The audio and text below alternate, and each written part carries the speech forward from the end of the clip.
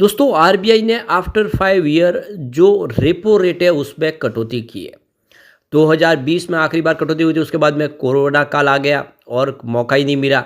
अब जाके repo rate कम हुई है, तो क्या ईएमआई कम होगी और कितनी ईएमआई कम होगी? आपने जो लोन लिया हुआ है, जो होम लोन है या दूसरे लोन है, उस पे आपको ईएमआई में कितना फ़ायदा होगा, उसको इस वीडियो के माध्यम से अच्छे से समझने की कोशिश करेंगे हम कि हर किसी को कितना फ़ायदा होने जा रहा है अब ईएमआई के अंदर। दूसरी तरफ सरकार ने 12 लाख तक टैक्स के दायरे से बाहर कर दिया गया है कमाई को, यानी आपकी इनकम 12 लाख है तो आपको टैक्स भरने की ज़रूरत नहीं है अभी। लेकिन कुछ तरीके अपना के आप 18 लाख रुपए तक टैक्स फ्री कर सकते हैं, यानी आपकी कमाई अगर 18 लाख रुपए है तब भी आपको टैक्स देने की ज़रूरत नहीं पड़ेगी। क्या है वो तकनीक, वो किस तरह से उसमें आप ये अपना फ़ायदा ले सकते हो, उसको समझेंगे इस वीडियो के माध्यम से। किस तरह से आपकी 18 लाख की इनकम है वो टैक्स के दायरे से बाहर हो सकती है, समझेंगे इस वीडियो के माध्यम से। लेकिन फ्रेंड्स, उससे पहले अगर आप पहली बार हमारे चैनल पे आए तो चैनल को सब्सक्राइब कर दीजिए, एक बेल आइकॉन दबा दीजिए ताकि जब भी नया वीडियो बने पहला नोटिफिकेशन आपको मिले। वीडियो पसंद आए तो लाइक शेयर जरूर कीजिए।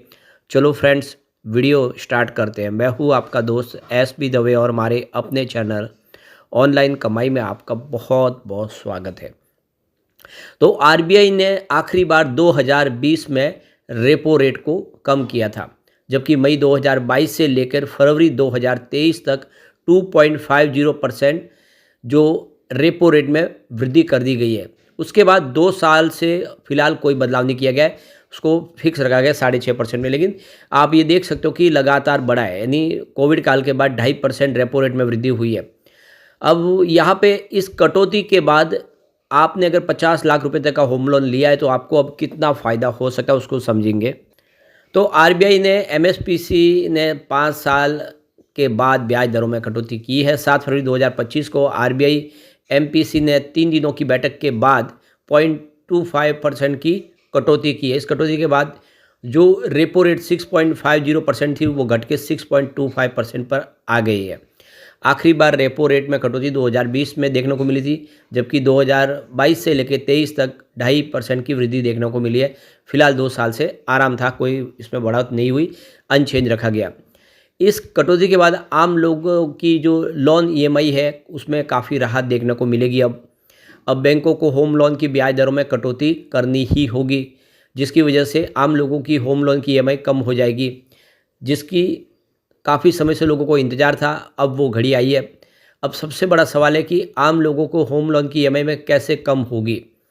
तो इस पूरे प्रोसेस को कम एक कैलकुलेशन समझने की कोशिश करेंगे।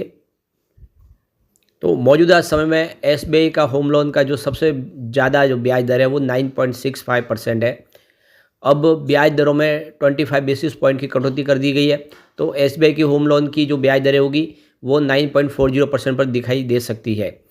इसके लिए हमने 25 लाख, 40 लाख, 50 लाख रुपए के होम लोन का आंकड़ा लिया है, जिसे 9.65% और 9.40% के हिसाब से समझने की कोशिश करेंगे ईएमआई में कितना फ़र्क आएगा। मान लीजिए आपने एसबीआई से 20 साल के लिए 25 लाख रुपए का होम लोन 9.65% ब्याज दर के हिसाब से लिया है, तो आपका जो ईएमआई बन रहा है वो 23,549 रुपये का ईएमआई बन रहा है। अब रेपो रेट में 25 बेसिस पॉइंट की कटौती के बाद ब्याज दर घटकर 9.40% हो गया है, जिस पर अब आपको 23,140 रुपये ईएमआई चुकानी होगी, यानी आपको 409 रुपये हर महीने के हिसाब से ईएमआई में फ़ायदा हो जाएगा।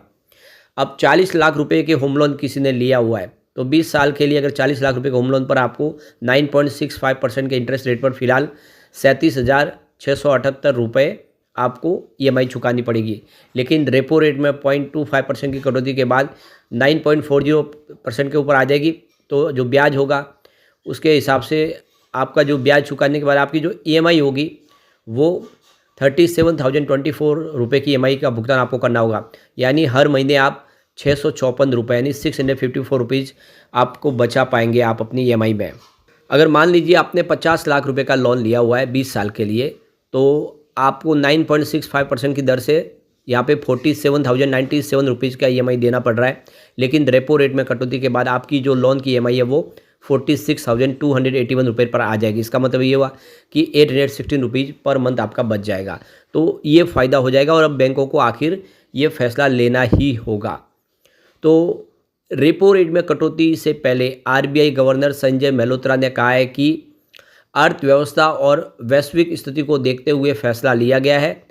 देश की इकोनॉमी मजबूत है और उसे बरकरार रखने के लिए केंद्रीय बैंक लगातार प्रयासरत है। तो ये देख सकते हो कि इस बार मौका आया, आरबीआई ने रेपो रेट कम की, अब ईएमआई में भी राहत मिलेगी लोगों को, और थोड़ा ही हो भले लेकिन फ़ायदा तो होना ही होना है। अब जो एक और बड़ी अपडेट है, सरकार ने इस बार इनकम टैक्स का जो दायरा है वो 12 लाख बढ़ा दिया है। पहले 7 लाख के ऊपर कोई टैक्स नहीं देना पड़ता, लेकिन अब 12 लाख रुपए तक आपको टैक्स देने की जरूरत नहीं है। अगर आपकी कमाई सालाना 12 लाख रुपए यानी हर महीने अगर आप 1 लाख रुपए कमा रहे तो आपको टैक्स नहीं देना होगा। परंतु अगर आपकी कमाई 13 लाख के ऊपर है तो फिर आपको टैक्स के दायरे में आओगे, और वो टैक्स पूरा का पूरा लगेगा, वो 4 लाख के स्लैब से लगेगा। तो यहाँ पे जो इस समय जो यहाँ पे एक जो ट्रिक है, उस ट्रिक के इस्तेमाल करके आप 18 लाख रुपए तक की जो इनकम है उसको भी टैक्स के दायरे से बाहर कर सकते हैं। यानी आप अगर सालाना 18 लाख रुपए कमा रहे हैं तब भी आपको टैक्स फ्री सैलरी के हिसाब से आप बेनिफिट ले सकते हैं।